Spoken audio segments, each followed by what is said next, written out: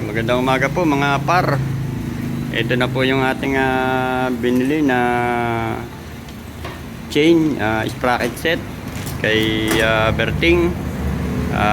Pinapakabit po natin dito. Ating mekaniko ay ang magaling na si Boss Roger sa GSYR dito po sa tapat ng Pure Good.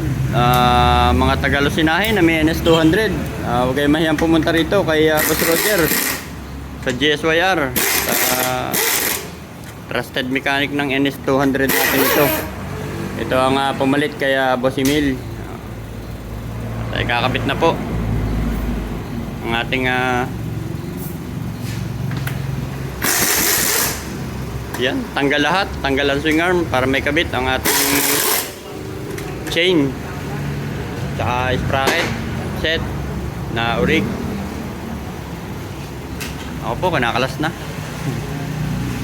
Kinakabahan ako, baka hindi may balik. Ito po mga kapar, kinakabit na yung ating bagong biniling chain ni Boss Roger dito sa GSYR. Kalas talaga ang swing arm natin bago may kabit ang ang chain.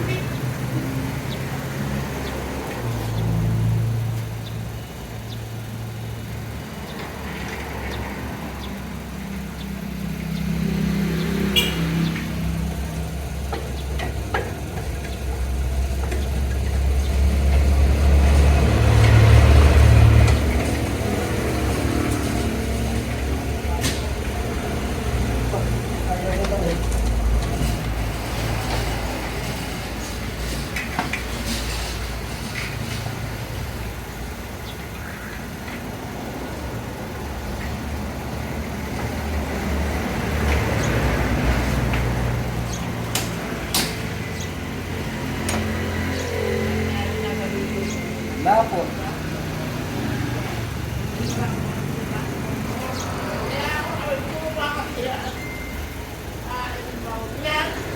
Ayan po, sinisilip na ni Boss Roger. Tinutusok-tusok. Ay makitang butiki.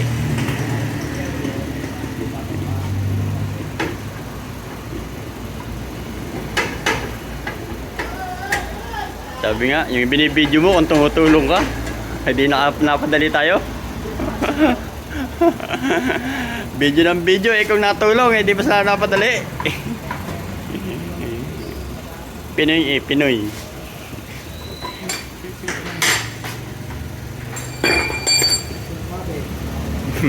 Video muna bago tulong.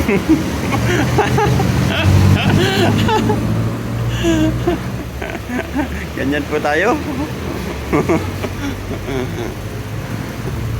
Sa mga aksidente, video muna bago tulong.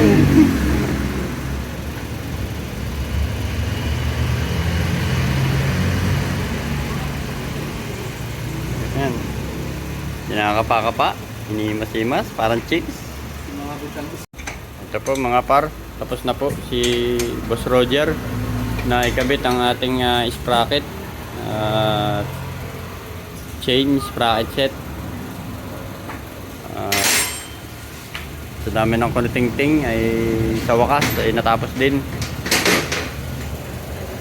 Ito nga po pala yung kakagawa. Kakabit na lang yung mga dapat ikabit. Ito tayo biyabiya na yun ulit, pauwi. Biyahe na, makatutulog naman ang inyong lingkod. Kahit kulang mga tornilyo, okay na? Kahit kulang po ang mga tornilyo, para may tornilyo pang nakalapag sa lagayan ng mga dalawa. Klaseng maghahanapan pa yata kung saan ilalagay. Ayan. Sobra tornilyo, pero Ang masama, nagsubra ng isang tornilyo. Maghahanap kung saan ilalagay. Ayan. Tayong marasamat kay Boss Roger ng GSYR.